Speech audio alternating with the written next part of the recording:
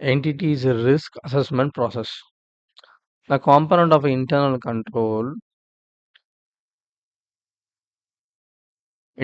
that is entities process of identifying the business risk related to the financial reporting.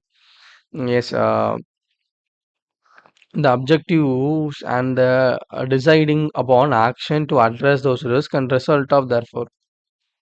So what they are saying, so the engagement risk process, the component of internal control that is entities process for identifying the business risk. So any business they have an internal control. Owner should see whether all the entries been done properly. Accountant is not making falsified entry. That he should see.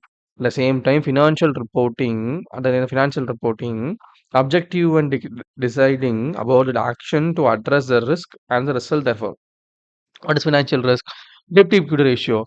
Proper debt should be there as per the asset ratio. 2 is to 1. We can get only the loan of 2 is to 1 ratio. But for listed company, 1 is to 1 ratio. For the asset only you can get loan. You can't cross the limit of getting loan more than the asset. That is dangerous. That is very much dangerous.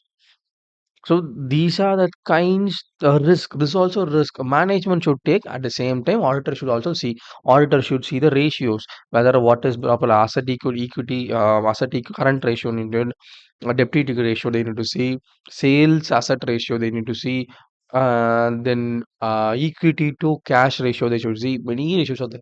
So what is this ratio say? This ratio will indicate us whether there is any misstatement, whether the company is going for solvency or insolvency, where the going concern concept is well there.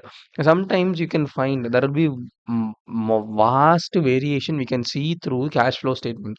If one person go through cash flow statement properly, he can find everything.